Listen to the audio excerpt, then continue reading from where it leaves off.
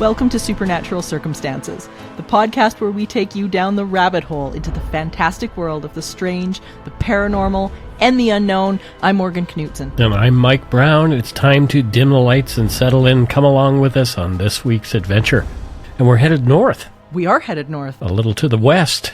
Northwest, very northwest of North America. We're going to Alaska. Yes, and the southern tip of the Kenai Peninsula, which... for people who don't know, is known today as Port Chatham, but was also known as Portlock, Alaska, based on the discoverer, Nathaniel Portlock. And it was creepily abandoned during the 1940s and 50s. And many times people will cite, oh, it was economic decline and so on and so forth. But when you dig into it, there is a far different side to it when you start to look at the history, and it's pretty freaky. So there's a great Discovery TV show called Alaskan Killer Bigfoot, and if you have it streaming, you can stream it on Discovery Plus. No, it's not an ad for Discovery Plus, but that's just where you find it. And so we have one of the folks who was in that show here to talk to us today. Yeah, and what's so exciting about this, and I was so looking forward to talking to him, because not only was he there, but he is a descendant of the original people that fled Portlock during that time period. They would have been his grandparents. So he got to go back for 40 days, and with basically just camping gear. The film crew, the documentary crew, and a bear guard, his cousin Keith, and a few other people. And they spent time there, which they were advised not to do, because during this time period, there were reports of mutilated bodies of hunters and whatnot. This was a fishing and cannery village, just to give everybody some context. And during that time period of a lot of fishing, many people say a lot of overfishing, overlogging, clearing, and things like that, they became under attack by an entity that they called Nantinaq. And Nantinaq was like a supernatural Sasquatch, something that was almost like an entity of sorts, rather than just a simple Bigfoot like maybe that we would have known today. So the town was abandoned, and it was just under duress. Everybody just dumped everything and took off, because they were finding so many mutilated hunters, miners, just horrific sights. Yeah, so who we have with us is DJ Brewster, and I'm looking forward to talking to DJ. He seems like a great guy. Yeah, let's see what he experienced and what his take on all of this is. It's going to be great.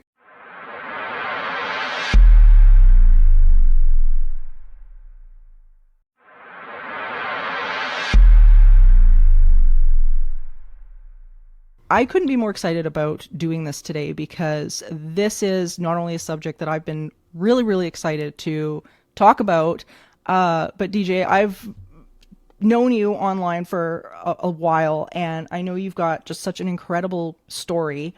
And over the years, I've had the pleasure of talking to Kyle McDowell and Ron Moorhead and Ashney Ehrhoff, your friends, and about this subject and some of this. And so I'm so glad that you're here. So welcome to the show. Thank you very much. Glad to be here. Yeah, this has been such a point of fascination for me. And I'll break this up a little bit by saying we had on Ron Moorhead, I guess it was last year, Mike? It was last year. Yeah. And we had such an incredible conversation with him about some of this, and I want to get into this with you. But you became known for the show Alaskan Killer Bigfoot, which was on Discovery. Fantastic show. It was so interesting, and you've got an incredible connection to the history there, as well as to the people that you were with. So what inspired you to join into this expedition? What was it for you? Well, it's kind of a little bit of a long story how I got up to be a part of the team. We love a story. I was actually, I went to cooking school in Minnesota, because I knew I'd be able to complete my schooling, because I have a really big family here in Alaska because I'm native, and I usually help people out, like when they call and like, hey, we need help moving this, or can you get a ride here, or can you help us cook for this dinner, or so I'll just drop what I'm doing and go help them. So when I decided to go to cooking school in Minnesota, I was like, I know I can focus on my school if I'm in a different state. And then That's smart. then I got done with school. I came back to Alaska, cooked up here for a year, and then I went back to Minnesota to go pursue cooking as a career because I wanted to get into fine dining. And then I quickly realized it's not very financially beneficial, especially when you have student loans. So then I got a unique opportunity to be an executive chef in Wisconsin, and I took that job for 3 years. Wow. And then in wintertime, they would send me to West Virginia to go cook at their ski resort they had. And then during COVID, my mom wasn't doing too well, so sold everything. So my short career in the lower 48 came to an end, came back to Alaska. And then there was rumors about this show starting. It's like, dang, that's pretty cool. That'd be awesome to be a part of. And then one of the producers called me and it's like, hey, we heard you went to culinary school. We'd like to hire you as a cook for the cast and crew. And I was like, oh, that'd be cool. Like, I don't want to be on camera, though. Like, I'm pretty nervous and shy about being on camera. Very self-conscious about how I sound and how I look. And I was like, yeah, I can do some foraging and make, like, little cooking videos or something on the side. And then next thing you know, we have a big Zoom meeting with the production crew and everybody. And they're like, who is this guy with the beard and the long hair? And I'm like, hi, I'm DJ. I'm going to cook for everybody. Like, we need you on camera. And I'm like, I don't want to be on camera. Oh, no. So then it turned into just cooking for cast and crew to being on camera and cooking for cast and crew. Because there was like, with the cast and crew, the production team, there was about, say 11 to 15 people at a time out there. So I was cooking 2 meals a day and then making stuff so that way we have snacks throughout the day while we're hiking around and filming. Mm-hmm. Okay, well, first of all, the next show that I'm on, I'm hoping you're on the cast as well because we never got fed that well. No, we never get good food. So yeah, it was count a lot of me fun in. because I got to cook over an open fire every day. Yeah. Oh my gosh. That's amazing. I mean, we were lucky. Usually on set, we would get fruit, apples, and perhaps a Timbit. And that was, and for the Americans, it's a donut. Okay. But that's about Donut hole. donut hole. Donut hole. Yeah, that was it.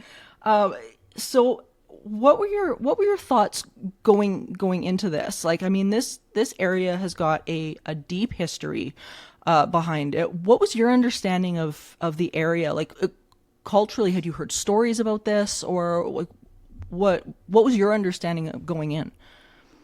So I've always just been told that it was an evil place, and usually people wouldn't go into detail about it. And then growing up, we heard a lot of stories, and I thought it was kind of like lore. Like, then we had these books that were typed up and typewriter and sketches, and had different stories of, that area, different traditional stories of like why we celebrate because we're Russian Orthodox, we do Russian New Year's and stuff like that. And then in those books, they also had like plant identification and how to make a fish wheel or fish traps or how to make snares and stuff. So it was all kind of like useful information, but it always got my attention with all these stories. And I just kind of thought they're like our version of like the Brothers Grimm or something, you know. Sure. And stay away from the woods. Don't go out when it's foggy, or don't go in the woods especially when it's foggy out, because you won't be able to see. Don't go to Portlock. Don't whistle, because then you're calling and baiting things. And then when we were filming, they were showing me newspaper articles, and I was like, whoa, wait a minute, like. Right. These stories are actually like real. Oh, wow. So Yeah, just getting that's a big turning point. Yeah, just arriving there in Portlock, because I've never. It's so close, but it was always kind of like don't go there, because fishermen would go there and get weathered in real bad, and they'd have to anchor and camp out for a few days until the waters were calm enough to keep continuing their path. And so when we pulled up, the fog, just you can see it coming down the mountain all the way down to the water, and we're like, I looked at Keith and I was like, man, this is like exactly what they told us not to do. So it was immediately eerie. Oh, I believe it. I mean, it's such an impactful place. So you guys get there, and immediately I know Kyle was saying to me that the first thing that he noticed was the fact that he immediately felt like he was being watched, that you guys like weren't alone. And for the audience, Kyle McDowell was a bear guard who was brought in to look after everybody, and he has done this all over Alaska for different production teams and whatnot. And that was the one thing that he said right off the bat, that he felt like he wasn't alone. Did you feel that as well? Oh, absolutely. I'm getting goosebumps right now just thinking about it and like just picturing it in my head. And then like when we landed and started setting up camp, it was like so quiet, and then the fog was just like perfect setting. And then it just that feeling of like you're not supposed to be there, and just kind of like staring at you and watching you. And everyone's just kind of like looking at each other and like, do you feel that? Like, it was just a very, very creepy and eerie feeling.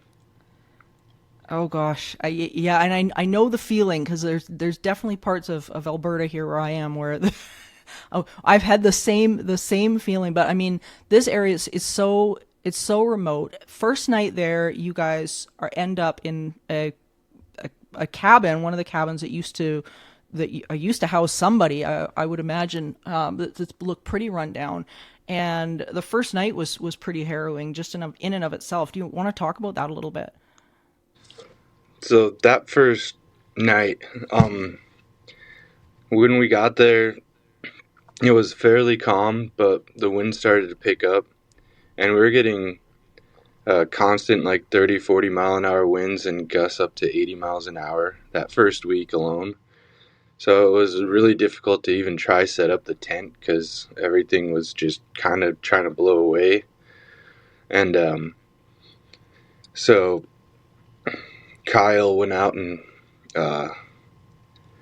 looked around a little bit to see if there was anything kind of remotely safe for us to, because with all the trees swaying around and everything, there wasn't really much protection from the elements. And we get to the cabin and we're like, well, at least it'll keep us out of the wind somewhat. There was still like some holes and stuff, and the windows were, non-existent, but it was somewhat of a relief. The only thing scary about that was like, I just hope this cabin doesn't like collapse on us in the middle of the night. But it was cool because it was like definitely like a waypoint for us. So, like somewhere where everyone knows where the cabin is. So like if something happens, lose track of time, can't find someone, or, break off from the crew, at least go to the cabin and kind of wait there type of thing. Yeah, that makes a lot of sense. I mean, that area is so big, and I think people don't realize just how vast some of the areas in Alaska actually are. It's hard, especially for city folk, I think, to really get their heads around as to how huge and just full of life, but yet empty at the same time some of these places are. I mean, even in Canada, we get some of these like vast expanses. When did you guys, or when did you feel like you, or was there a moment where you realized, hey, wait a minute, there's something else here that's not people? Did you have a moment? Was it a moment, or was it a series of events? What was it for you? Well, we kind of grew up in the area, so there was always that kind of a presence. Like within like 5 miles, if you go over the mountain, you'll get to our village of Nunwallik. But if you go along the coastline, then it'll be like 10 miles, 15 miles. So there's no roads or four-wheeler trails that directly go there. So it's all just woods and rugged terrain and stuff, so no one goes for a hike over there. It's like it's a normal day or anything. But we all kind of grew up with knowing that there's bears and goats and stuff like that. But getting to Portlock, knowing some of the stories and stuff, and that first week of just the winds going crazy and the fog, and one night, Kyle, was one of the first couple nights, it kind of sounded like it was just a loud screeching noise, and some people compared it to like a young bear or something, but it was way too early in the year for a bear, and they actually took a team out, and I was like, hey, leave someone here for me, like this is because I was Right. getting dinner ready and stuff, and I'm like, this is like Predator like 101 stuff, like cause a distraction, get everyone to break up, and the person leaving at camp who's getting dinner ready is the first one that they come after. Sure. It's totally a horror movie. So yeah, that's exactly what I was thinking. Everyone's all excited to go investigate, and I'm like, I wanted to, and they're like, hey, we just got here, we've been trying to set up camp for a few hours, like you should probably get some cooking. I'm like, maybe we should leave one or two people here, to kind of watch my back for me. Well, and you had some pretty good reason too, because in the newspaper articles and in a lot of the oral traditions, that was one of the big aspects of, and one of the big key factors in people's reports about this area was the fact that not only was there sightings of Nantinaq, or sort of this supernatural Sasquatch, but that these were violent encounters. Do you want to talk a little bit about what some of those newspaper articles said, and maybe how they compared to the oral traditions that you guys were told about?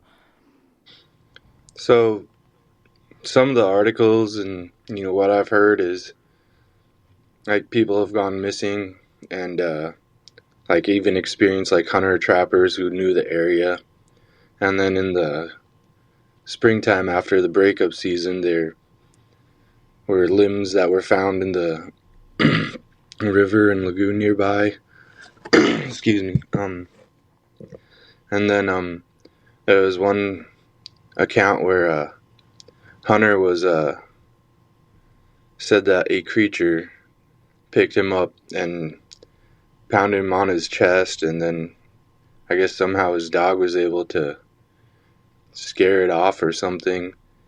But this hunter actually passed away due to internal injuries. And he said, I know it wasn't a bear, I know what a bear looks like, but this was a creature that I can't explain. And hearing that and knowing that he was kind of like documented in what he said at the hospital, and to get injuries like that, he'd either have to have something really big fall on him or like fall down a cliff or something like that. Yeah, and when you're that ill, it's not like you're going to be making up a story like that. Yeah, and if you do, then that's just crazy. Yeah. Yeah, and not that wasn't the only one, and I believe the hunter's name was, I think, Albert Petka, I think is the name that rings a bell. But there was so many of these reported encounters, and like you were mentioning, people finding body parts that seemed to be washed down into the lagoon area that was there. And you had another one of your friends that came out, Noah, who joined you guys for a little bit, and he decided not to stay, but he had talked about the idea of this river with the salmon, and the body parts of these poor people that had been basically attacked and killed somewhere in the mountain area, and of course they'd be found later. You guys had a night out at some point in the expedition, and it was, or at least in the show, it looked like that was Noah's last day there. Do you want to talk about that a little bit, and what happened, and what did he hear? I'm gonna go back to the body parts also. If Sure. it was like a bear or wolf or something, there wouldn't be anything left of the body parts. There would just be bones. Like that would be Yeah. their meal or whatever. So that was also a very strange and odd as well. And then that night with Noah, that was another very crazy night. Number one, it was blowing like crazy. We set up little microphones in little certain areas, and we went to this area where there was a big tree, or had like a lot of energy, feel like it was coming off of it. And we were just kind of hanging out there, and his dog was just not having a good time. All over the place, like, when the dog gets on high alert, they're running, to the whatever's freaking him out, and this dog was like running in circles, didn't know which way to go. There was something Wow. there. He was having a little bit of trouble keeping the dog contained. And after a few hours, it seemed like I didn't hear because it was so windy, and we had some of the old factory, like the cannery building parts around. So I thought I was hearing a whistle, and I figured it was based off of that. And then later on, after, Kyle was playing back the audio for me, because I didn't hear it right away.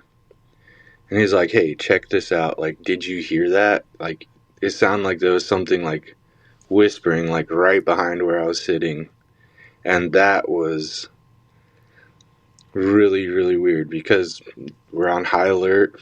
It's not a fun situation. Been up all day, and they were trying to get these audio recordings, and it was really quiet at night usually, other than the fact that we had the wind there. But that was very,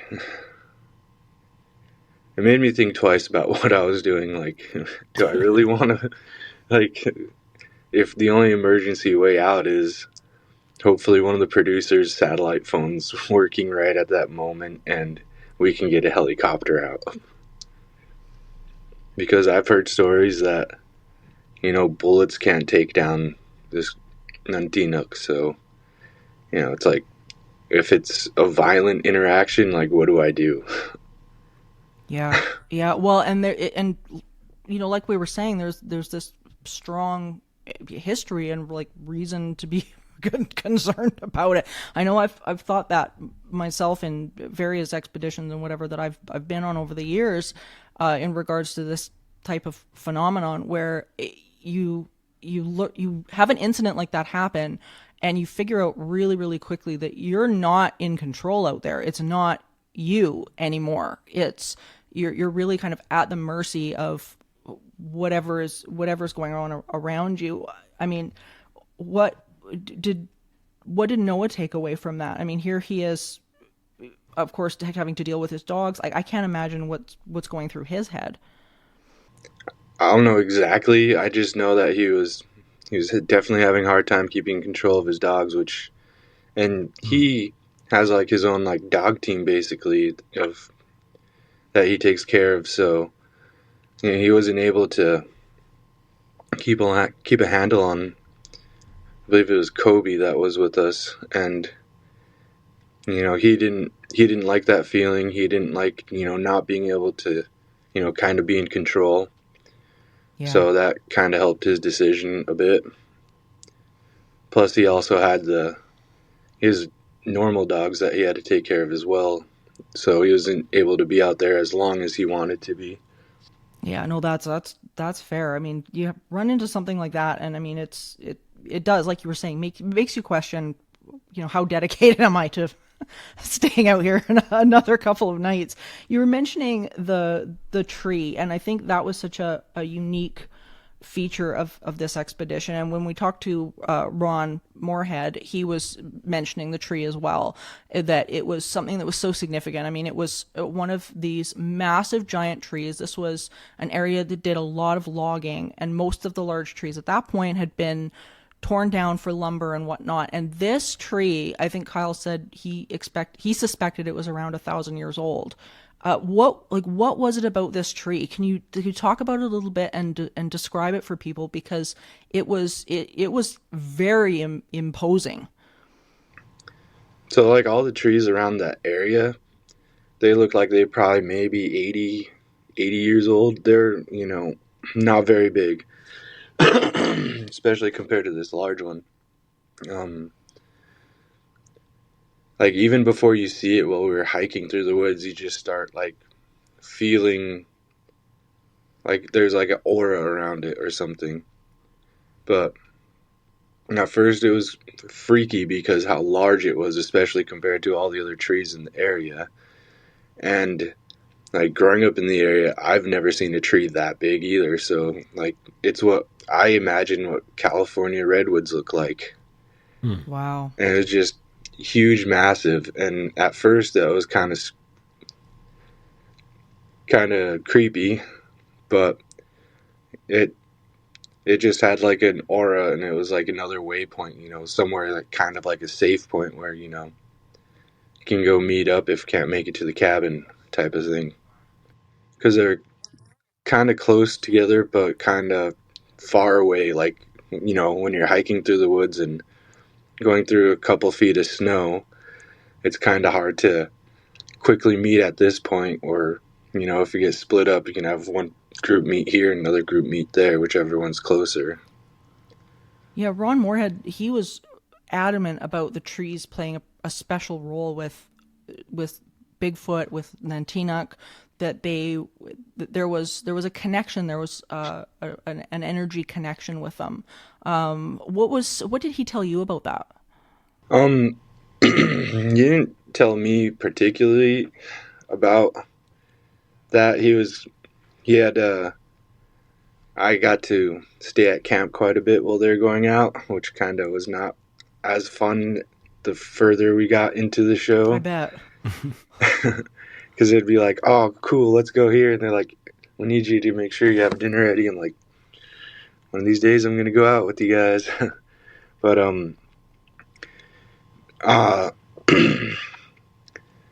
how I feel about how the connection with the trees is because maybe that they're rooted to the ground. Mm-hmm. Having a 10-minute conversation with Ron, I'll tell you right now in person, is kind of overwhelming because there's so much knowledge coming out of that guy at once, and he really needs to just like sit down and just record like all his experiences. He's an amazing individual, and he's like been all over the world. Like, it is pretty awesome individual. It was great to have him there. Yeah, we loved talking to him, and we loved his approach of looking not only at what was going on in Portlock and in terms of the paranormal activity that was going on, but also the role of the people and how we interact with nature and with Sasquatch. And I thought that was really interesting. Like, he brought up, I remember during the show when you guys were sitting around the campfire, and he talked about the idea that Nantinaq might have been reacting to the fishing and the logging and things like that were going on. What were your thoughts on that? So, for me, like, how people interpreted the stories and stuff, like, everyone thought of, or a lot of people, not everyone, thought of Nantinaq as this violent creature, but, like, from what I understood, she, Nantinaq, it was more of like a protector, it felt like, for me. Yeah. Because then you hear the stories of like loggers in like Washington, Oregon, having interactions, and I know this one guy I worked with when we had a little bit of a break from filming, and I was working with this crew, and one of my coworkers, he told me he was logging in Oregon. He lived in Oregon, and he just looked up while he was running his tractor.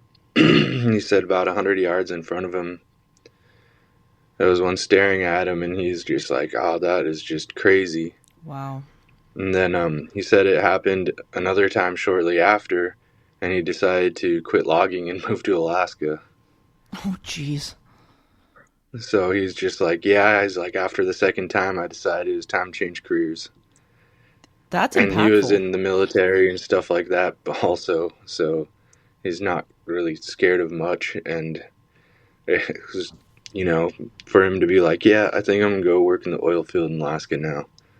We were having a break from filming, and I went back to my village, and I was working with a crew that came into our village to do some work. Gotcha. Mm-hmm. And he was asking me about what the show was about, because his boss was like, "Oh, we got an actor coming to do labor for us," and I'm like, "I'm not an actor. I'm a cook at most." And after a couple of weeks of working together, he's just like, "I got something to tell you." Like, it's not something that he was going around, talking about all the time. It's just one day towards the end of the day of work, he's like, "Hey, I got something to tell you." And he told me about it, and I was just like, dang, like, that. I feel like if I was in the same position, I'd probably be like, yeah, I think I'm done with logging now. Yeah.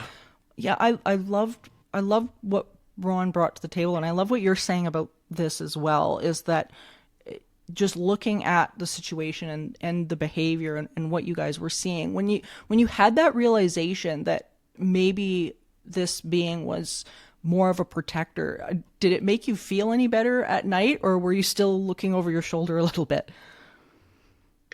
Are you always looking over your shoulder, because we got bears and stuff there as well. Mm-hmm. But and then especially like cooking food over the fire definitely attracts animals. Sure.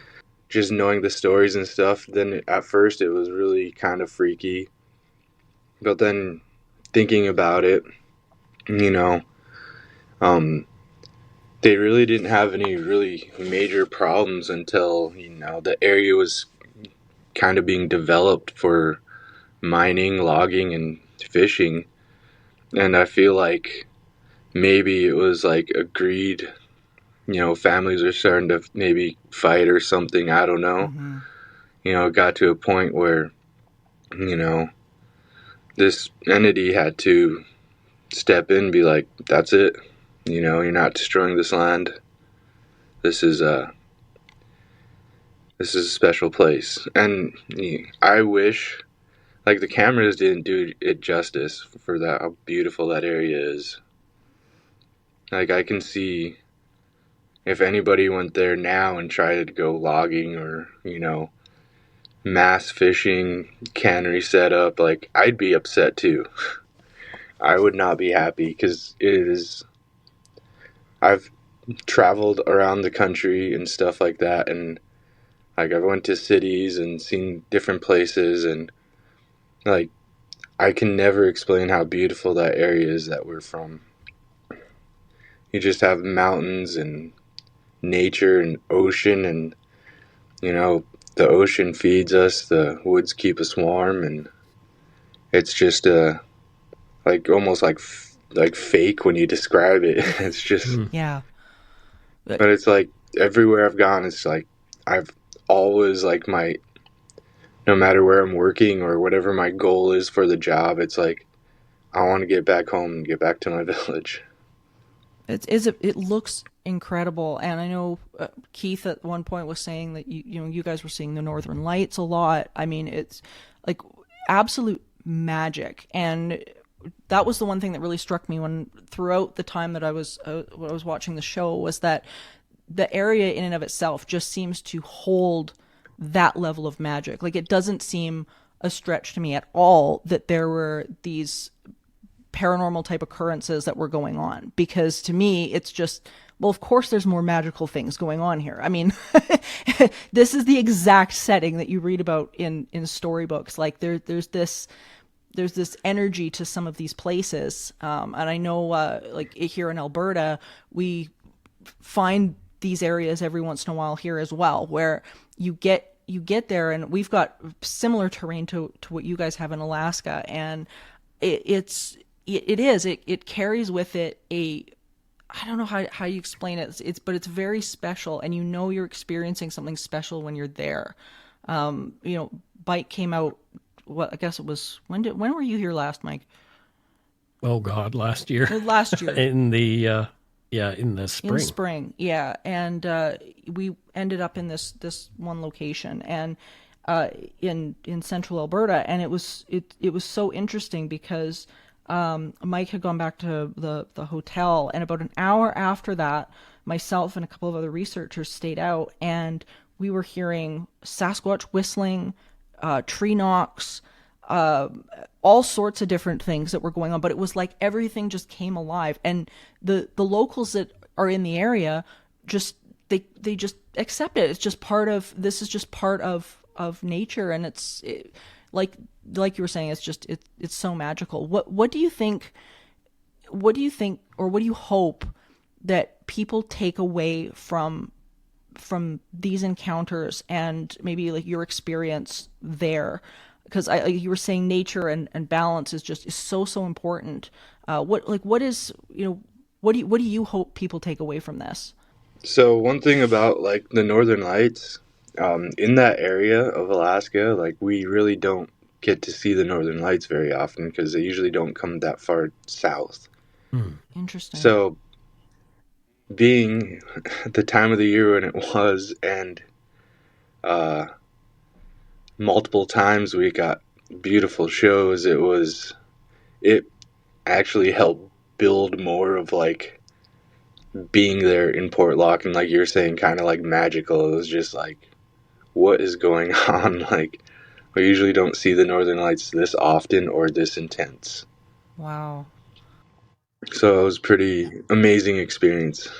That kind of makes me wonder. As soon as you said that, what popped into my head is I almost wonder, because I know the legends of Nantinaq and some of the things that have been written is that this energy has control over things like weather and phenomenon, and that's kind of the lore behind it. And do you feel like, as you're watching the Northern Lights, that maybe the show was for you guys? Because I mean, you guys were there respecting the land. You weren't taking more than you needed. Like, do you think maybe it was a nod to you guys, or do you think it was just the nature doing its thing? I feel like it was definitely like a nod, especially like I was saying, like especially with the Northern Lights, and then going there and the weather being so extreme when we first got there, to being this beautiful, calm, nice, sunny place at the end there, and it was just a great. I can't wait to go back. I'm definitely going to go back again one of these days.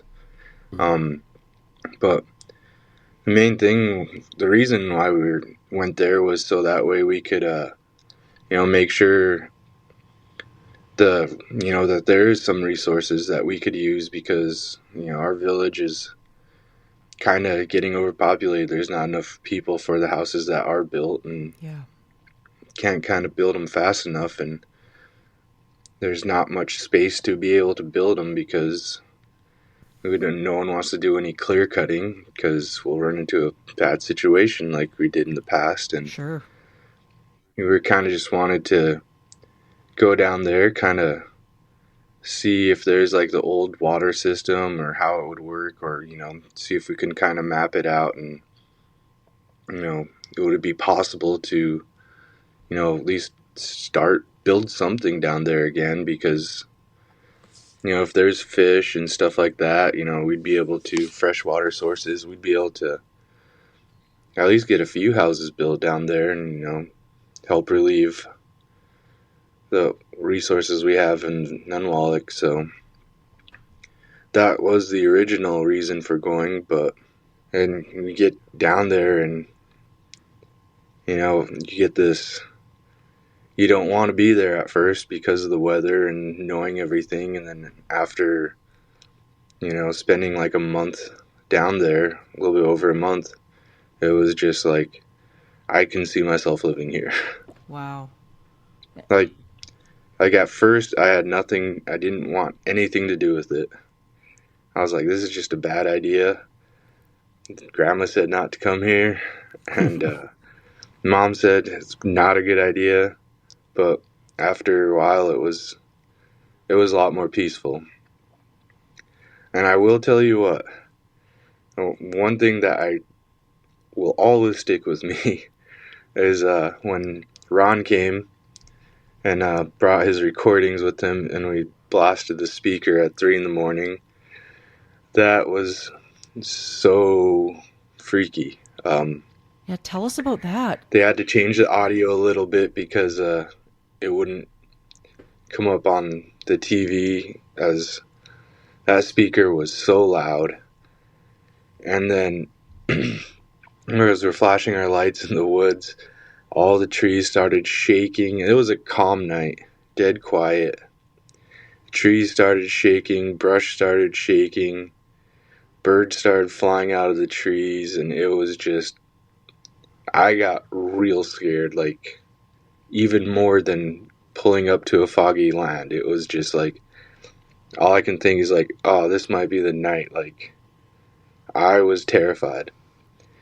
And then guy, you can feel like he heard a big thump, like not far in front of him, like maybe 20 feet. And when we were standing on kind of like a soft, muddy area, and when like you throw a rock or something in front of you, like the ground kind of shakes a little bit. Mm-hmm. We were starting to get that feeling too, and the audio guy said he heard the thump too. He was able to tell it apart. So that was very terrifying for me. But it was, I don't know, after that everything just became a lot more calm. That's interesting. But that night I was like, I'm going to have to defend myself. I'm not ready for this. They don't teach you how to do this in school. In culinary school, no. Yeah, in culinary.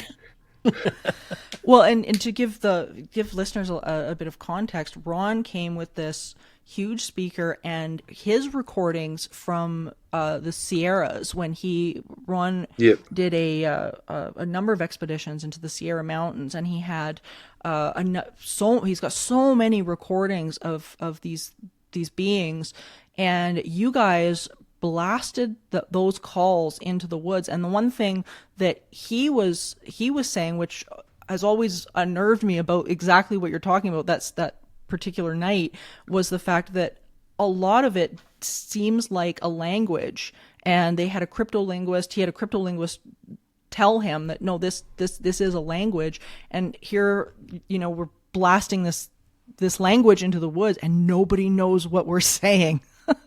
It was it's gosh. like it could be someone fighting or wanting to fight, or like someone saying, it's like, okay, we don't know what this means, but we're just gonna blast it, so hopefully something good comes out of it.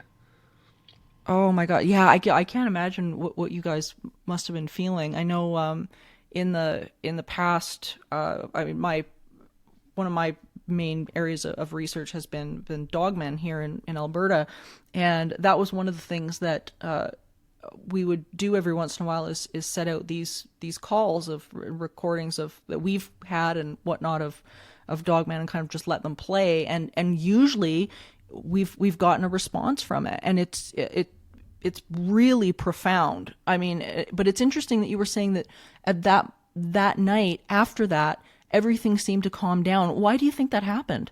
I don't know. I honestly don't know, but like, I don't know if it was just like thinking or, knowing like, okay, this is like, if something's gonna happen tonight, like, this is gonna be the worst of it, to like, I don't know, everything just felt more at ease after, like, the weather wasn't as bad, And then like shortly after that, we had some of our family come at the end of the series, and it was really great to be able to show them around where we've been and stuff, and I got to cook for everybody. It was a lot of fun.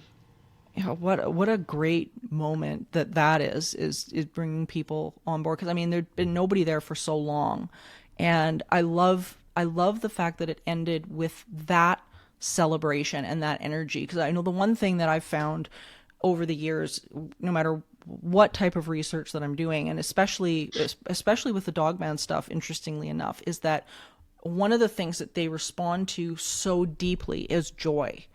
And I loved the fact that it was such a celebration with you guys at the end, where you've got, family, and you're exploring, and you're having fun there, and it's so impactful. And that joy in the role of in situations with whether the paranormal, whether it be hauntings or Dogman or Sasquatch or whichever, it's such a pull for so much of this stuff, and so much activity often happens around it, which is really cool. So I loved that with what you guys did there. I thought that was really, really, really brilliant. What did your families think? Well, they kind of had the feeling like when I got there the first day, but the weather was way better for them. They've heard about Portlock and never been there also. So actually having someone who's been out there for a month being like, hey, don't worry, like, it's okay, he'll show you some really cool points where we've had to camp out and had to places where we met, and told them a little bit about what we've done and stuff. On like, they're just really excited and just really happy to be there also, like, at the end. Did you guys ever, I have to ask you about this, because I was fascinated about this point in the show as well, when Kyle finds that really strange hole in the ground near, I think it was near the obelisk, I think, he found it was somewhere close to there. It was over towards the lagoon. It was towards the lagoon. Okay, so yeah. Did you guys ever find out what this was? And so just for the audience, there was this really strange man-made dugout hole that was lined with lumber. It seemed to be lined with lumber, and it just seemed, he thought that it might be like a bug out pit or something like that. But I'll let you get into that a little bit. So we've come up with some theories, like possibly maybe like a food cache or something also, because you be able to dig something out like that and then, store some meat before it freezes, and it'll be able to last long like a fridge. But I've never seen one around anywhere else. Like, that was one of the few places. And, with everyone leaving when they did and how quickly they did, like, it doesn't surprise me if it would be a bug out hole.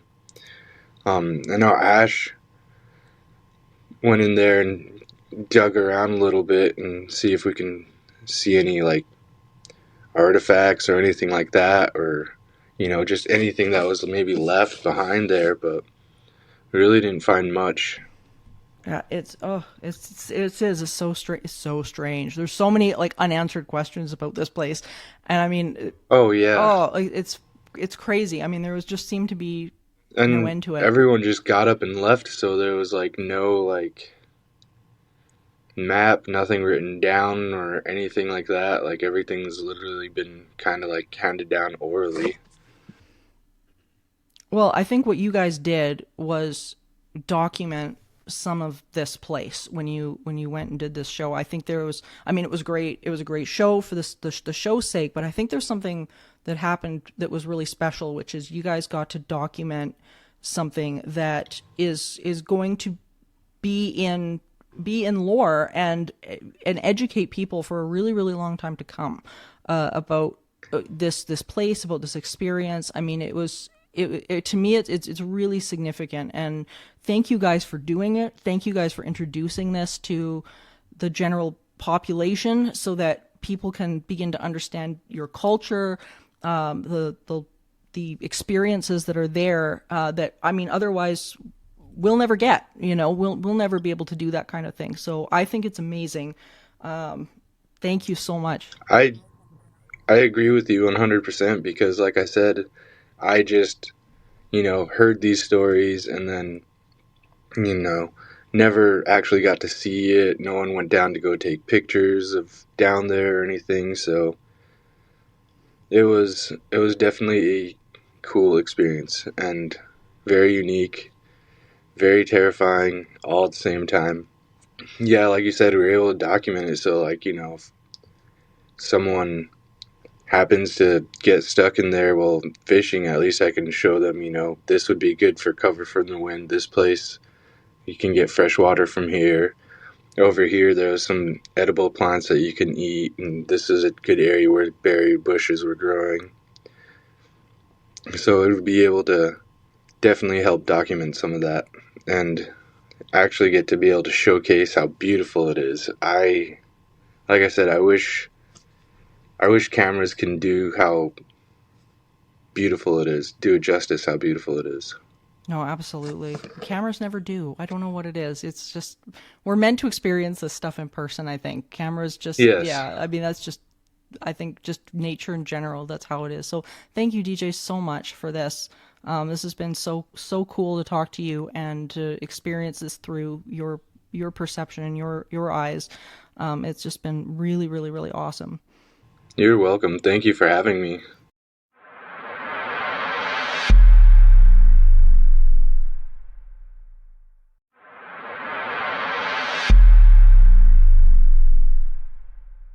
I really like DJ. I really, really like him. Isn't he wonderful? He's just such a great person and so talented. Here he is, a chef, and has just done so much work over the years, and just a really, really sweet person. Well, if I ever go Bigfoot hunting, I know who I'd like to call to cook on our on our expedition, because we want somebody who's professionally trained as a chef out in the woods for sure. Not me and my beans. Well, that's all I'd be cooking. I don't know. I mean, yeah. But yeah, I mean, what a cool conversation. And what I love about this is he comes at it from such I almost want to use the word innocent perspective. He doesn't have a dog in the fight here. Right. He had the tales from his parents and his grandparents and a respect for nature. And he didn't go into this going, I'm going to blaze in there with guns and take over. Right. And I love his approach. They had such a gentle approach to this. Well, it is the indigenous way, it's that respect for nature that they have built right into their culture. And I love that perspective. It really kind of, it's not the, spooky Bigfoot thing. It is, what is it that's something is going on here, and perhaps it's because we upset the balance as human beings in some way. And that's what's going on. Yeah, absolutely. And I love this. And it was very reflective of what we spoke to Ron Moorhead about in the episode where we had him on the show, where it's really about sort of doing that inner work like we talk about here all the time.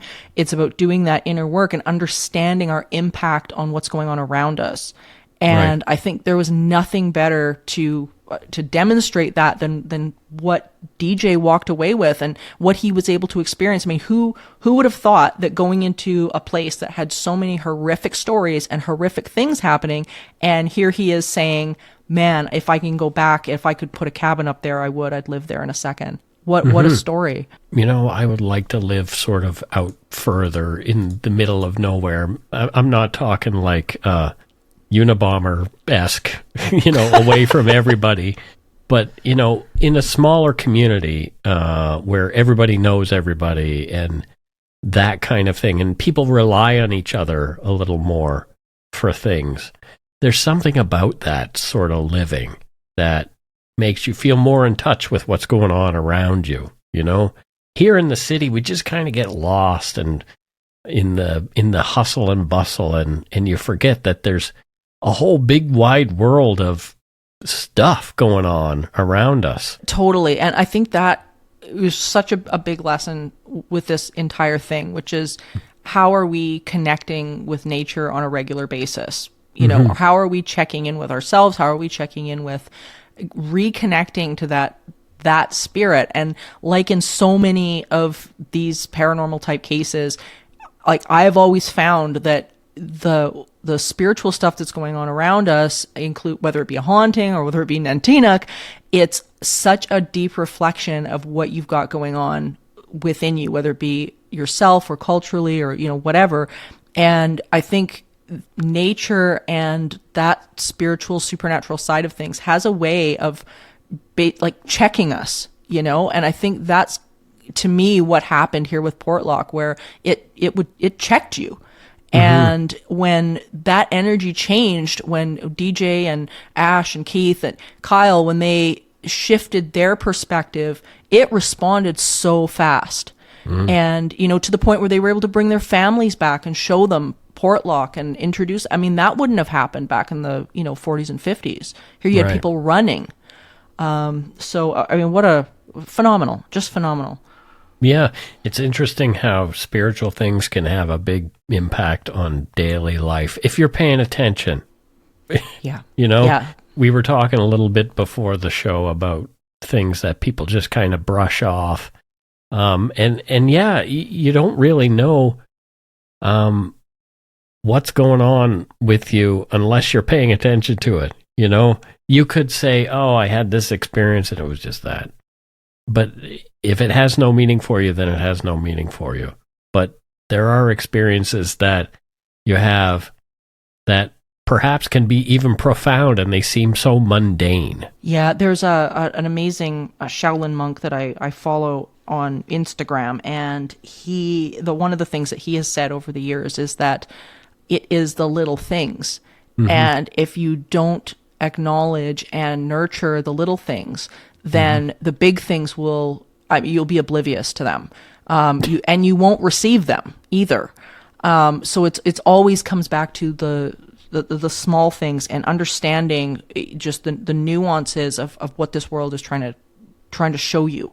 And I think we're always getting messages, and it's always presenting itself in some way, shape, or form to say, hey, we could be experiencing this, or you could go that way or this way or whatever. But if we're not paying attention and we've decided that it doesn't mean anything, well then you've got that choice too. It doesn't have to mean anything. Well, I'm paying attention. You and me both. I'm trying. That's the best we can do. Meditation is one thing that really helps me to pay attention. Is if I sit down, meditate for 20 minutes a day, just learn how to just be in a moment, I find I notice a lot more of that stuff every day. It may be airy-fairy, it may be fruity-tooty, whatever you want to call it, but it works for me. And meditation, I think, too, can come in so many different forms, whether it be sitting down and stilling allowing your thoughts to be still, or whether it be spending time with nature, going on a walk in nature, painting, all of those things, spending time with your animals. That stillness and that being able to be present in the moment, as the great athletes often do, they talk about being in the zone, just being able to be present in the moment, and all of a sudden things start to reveal themselves. And I don't want to derail the conversation, but with my cats, there is some stillness that I have, but it's not. It's very fleeting. But they're in the moment. But they're definitely in the moment, those two. Oh, gosh. Well, and here we are going into the year of the snake. Yes. So, and which is all about this, and it's all about new beginnings and being able to let go and be present and all of those things. And I mean, what a great opportunity. So it was this was the perfect entryway into, I think, the Lunar New Year. There you go. Well, I'm looking to shed my old skin this year, so yeah. Absolutely. Well, it's the time, right? So. Yeah. So thank you for joining us on this eerie expedition to Portlock, Alaska, dear listeners. And remember, there is no line between the natural and the supernatural. All is consciousness. Until next time, stay curious, friends. Supernatural Circumstances is a co-production of Entity Seeker Paranormal Research and Teachings and Good Egg Studios. This podcast is part of the Curious Cast podcast network. Theme music by Corey Johnson of Catalyst Records in Edmonton, Alberta. You can learn more about Morgan Knudsen at entityseeker.ca and learn more about me, Mike Browne, and listen to my show, Dark Poutine, at darkpoutine.com. Feel free to email the show at supernaturalcircumstances@gmail.com.